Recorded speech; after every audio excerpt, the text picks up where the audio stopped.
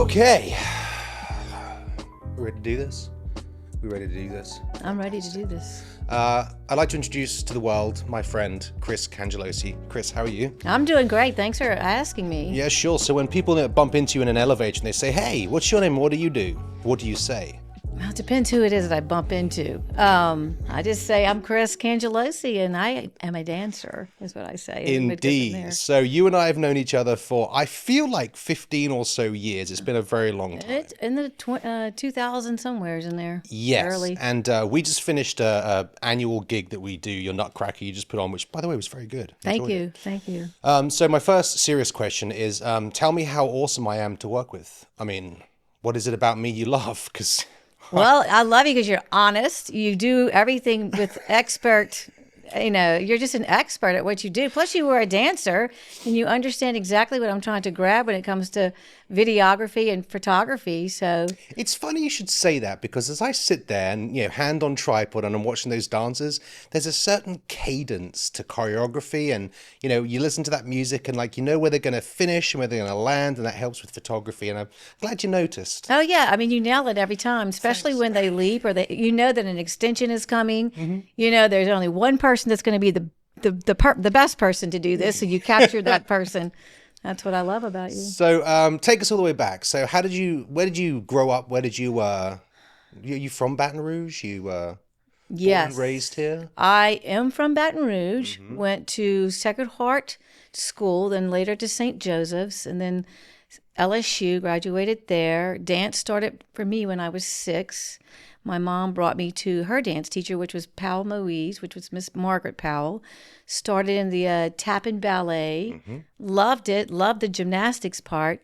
And then I actually stopped dancing for 3 years. I liked playing ball, for volleyball, basketball, baseball. And then, you couldn't do it all back then. Back in the days, your parents pick one thing and one thing only. And then when I got back to high school, I loved dance so much. I went back to dance, back to Miss Powell's. And I stayed there every day. I assisted. I went to dance every day. I just loved it. And even when I wasn't enrolled in dance, I was still dancing to my heart in my bedroom, to my favorite tunes. You had it in your soul. It was always there, yeah. So where did that passion take you? Tell me about your career, because you didn't go straight into teaching. You had a pretty good career in dance before you went to yeah, definitely. So like I said, I assisted for my dance teacher back in the day. Then I got to college and started majoring in dance, which opened up a whole lot for me. As I was in 3 performing companies, the ballet company, the modern company, any company that they had, I was in it during college time. Love majoring in dance. We went to all the different college festivals and workshops and auditions, and that really opened up even more. And I thought, wow, I think I can really do this. This is a career more than just the teaching that I just only saw through my dance teacher. And then my dance teacher brought me to a lot of competitions and conventions, which opened up my eye on going to other cities like New York City, Los Angeles, going to Texas a lot. Got to see people who were actually professional dancers that were teaching at the time. And I mean, I just loved it. Almost every weekend, I was always doing something with dance. And then, as I said, I had to work really hard at my technique.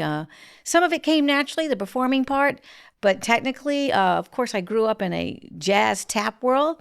The ballet was beautiful, so I had to really understand and watch films and ballets. And what was the discipline that you loved the most, and what was the one that you were best at? Sometimes those are different. So the discipline that I love the most, as far as the dancing aspect, is the classical ballet. But I really had to start really all over, because I started getting serious in dance much later than people are today.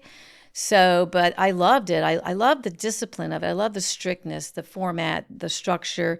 I just love that. I like to concentrate on one thing and make it perfect. Are you still flat and splits? Oh, yes. I can't Really? Believe, yes. On both legs? Mm-hmm. Shut up. Mm-hmm. Gonna have to have a demo at some point. Mm-hmm. I could still...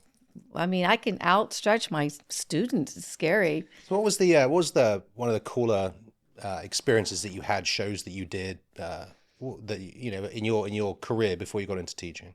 So fun enough, I was living in Atlanta and I was dancing for a really serious modern dance company. And you read the Thursday entertainment auditions would come out, and They said, "Oh, Walt Disney Magical Moments is coming." I was like, "I'll go try out. We'll see this." Sure enough, it was like a 2-day audition.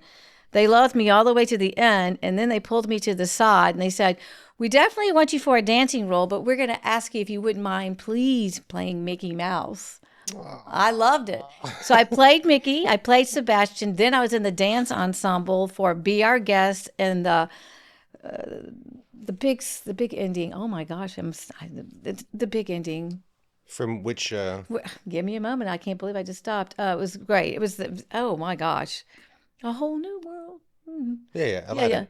So Aladdin. yeah, so it was a whole big ending, and so I was like, yeah, I'll do it. So being Mickey was kind of fun because I had no idea what that entailed. And funny enough, they picked females to play Mickey Mouse and males to play Minnie Mouse They have because a of reason for that? yes, there is. Mickey, as you notice, real little. Yes. Minnie has those calves. So most men who are like sports people or, or many because they have to show those split calves, which I didn't have. I just had a dancer lady's calves. So you had a lot of fun with Disney. But it was great to wear the helmet and to be pyroed up. But the best part about being Mickey was like the second or third show. It's at the Fox Theater in Atlanta.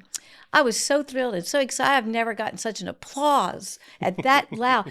I pyroed right, pyroed left, went so far back, and I put the curtains on fire. Oh my goodness. There was the Georgia fire department ready, and then they were pulling me off with the costume because they didn't know how far the fire got into.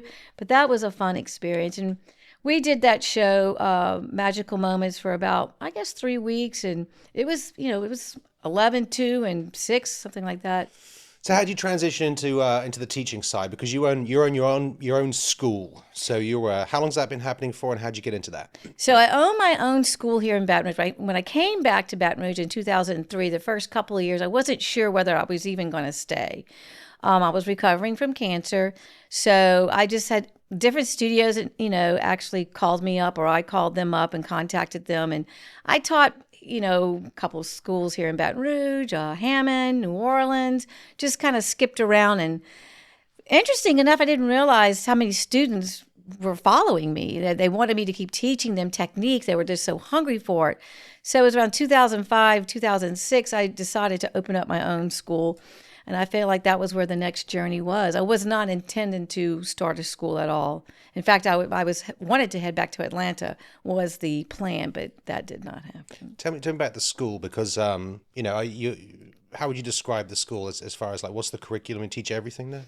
So yes, classical ballet is the main technique that we teach, but we also teach modern dance, contemporary, jazz, and tap. So we also teach acro too. And ages? Start at the age of 3 all the way.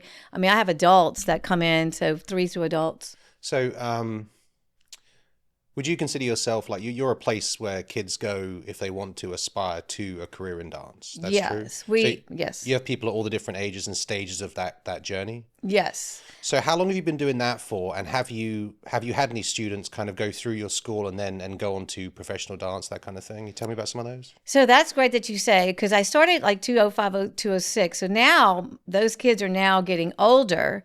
So if they're in college, and some of them are now slightly out of college and beginning to make those careers. And several of them that I taught that came a little older, have danced in Chicago, New York City. They became Rockettes. They had their own dance studio. So I have made a lot of dancers for a long time. I mean, even before when I was teaching at different places in Atlanta, I would teach at a few schools, like I taught at the Atlanta School of Ballet or other schools like that. And they stayed with me for so many years before I left, and they're, dancing all over. Okay, cool. So I have made a lot of dancers. Yes. Okay. So most favorite part about what you do, what is it that still to this day lights you up about what you do? Choreographing. I love to choreograph. I love to teach ballet, but I love to choreograph. Most frustrating thing about what you do? Parents. The dance mom. Just let me do my job, please. Well, I'm sure they get very, very excited about their kids and they do. Their success and all the rest of that stuff, and everyone becomes an expert in the moment, I guess. They right? do. I think, yeah, they do. Choreography. How do you approach choreography? When you think about a routine, like does it come to you ahead of time and then you have to get it out of you, or do you arrive to work, and then do it all on the spot? Like, how do you approach choreography? How do you think about it? Wow, that's a great question. It all depends what I'm choreographing and who I'm choreographing for and why am I choreographing and where would this choreography be shown. Okay, let's say it's for a standard competition dance and it's for an average student. How do you approach that? So that's a good question. I let them, if let's just say it's for a solo. Yeah. I let them pick the music. Okay. And if I like the music, it's appropriate, then I start to get the feel of the music and I see the child's talent and I just put it together because I'm not going to make them fail. I make sure that their talent is shown and I make sure if they love the song, then I listen to the song. I definitely read the lyrics because we've got to bleep out some things sometimes. But it's a combination because if they love the song and I'm going to love the song because they do, then we can make that connection together.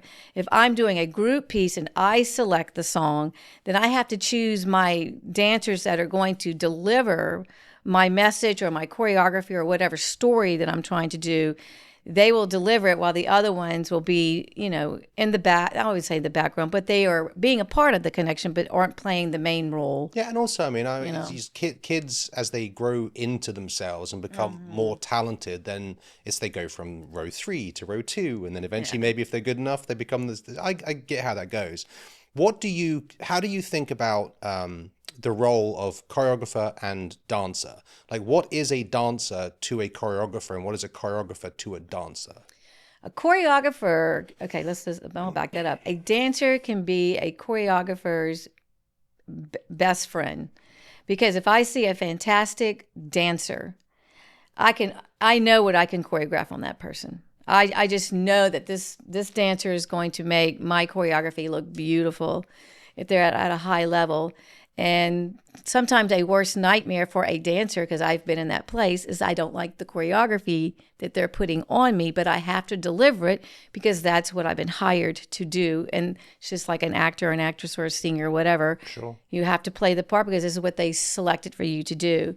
So it can be both ways. That's why I like to choreograph, because I kind of have the freedom to make that dancer look fabulous, or all the dancers look fabulous. It's more of a storyline that you're trying to get at, or an emotion, or some kind of what you're trying to tell the audience. That's the fun part about it. Sometimes dancers that you think can deliver don't deliver. They get halfway through the choreography and they start doing it the way they want to, and then they kind of mess up the storyline or the energy or the style. So then you have to back away a little bit from that dancer and try to then start using some other dancers that begin to make your storyline really continue. And it has to stay all the way through the last performance, because sometimes it doesn't. Because if they repeatedly do the same choreography, it's going to change, because it's not like it's on a video and it's the same thing every time. It's a person, real life, human life, depending on how they're feeling that day, and if they're ready to make sure that they can exceed to do everything correctly, or if they want to do everything correctly. So it's a huge... There's a lot of history in that response. Oh, yeah, there's a lot there. So, I mean, that's how the difference between the two play off. Yeah. What makes an excellent dancer, in your opinion? An excellent dancer is someone who takes the art of dance seriously. They don't actually have to be the best technician, but they have to have the heart, the passion, the respect, and the love for what they're doing. They might not have to have the best extensions or turns, but if there's that respect and love, I will work with that person. They have to be humble, and they have to pay attention to what the storyline is, or what we're trying to deliver to the audience. To me, that's a great thing. It's a great thing to have. Will I get into trouble if I identify certain people that I saw on stage last Saturday? And sure, there were some people that were actually like, so for me, yeah, so I got two pet peeves when it comes to dance. The first is when groups are supposed to be in sync and they're not. Drive you crazy too? Past crazy, yes. Okay, past, yeah, me too. It's just like, come on, it's like baseline. Anyway, so and we can talk about that in a little bit too. But no, so congratulations, your people were pretty together on stage, which is great. Especially in Baton Rouge and stuff. It was a really good show. But there's a couple of people, and it's that quality of a performer. Like, I've always thought that a dancer So you think like, as you aspire in dance, like, when I can kick my legs straight, on my shoulder, then I've made it kind of thing. I think that great dancers can make any move look good. It's almost like this full body flow experience they had. And I saw three people on stage in your dance troupe that just had that naturally. And what was cool is that I think, because some of them were new, I'll do this every year for you. So I spot the kids. I watch them grow up over the years. But there are a couple of people on that stage that just had that. I don't know. Well, Flair. is it flair? It's just whether it's in their toes or in just how they hold. It's the difference between this and between, like this relaxed kind of bada thing. One of them, I won't identify all of them, but whoever opened up the second act, that lady did that solo at the beginning. Yes, Layla. Very talented girl. She's one of my students from Biloxi, so I brought her in. Amazing. She was beautiful. You teaching Biloxi? Yes. Yes, I've been there for 5 months, and so I've been teaching her. Okay, cool. Yeah. So, what does a typical calendar, an annual calendar, look like for the owner of a dance school? Where does your work take you, and for what purpose? Oh my God, the calendar. There's a calendar. It's every day. It's 24/7. There's a calendar. Yeah, it's Nutcracker season. Oh, it's competition season. Oh, it's summer season. Oh, it's my 1 day off season. Oh, it's busy. Where are these competitions that you put your students in? Well, we do local ones in Baton Rouge. We do our nationals, usually like maybe Biloxi, Houston, Atlanta, Dallas.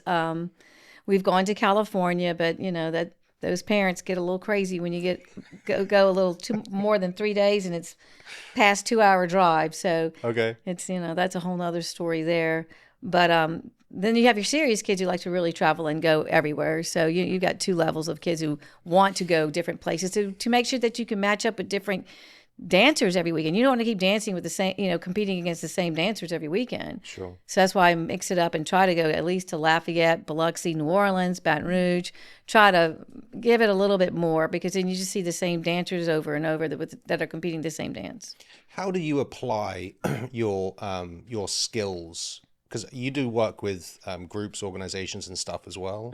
How does a choreographer and dance teacher add value to companies and stuff? Because you work with different groups. What do you do outside the school? So what I actually just got finished doing this last 5 months is that I choreographed for the Mississippi Gulf Coast Ballet Theater. Okay. I set their entire Nutcracker.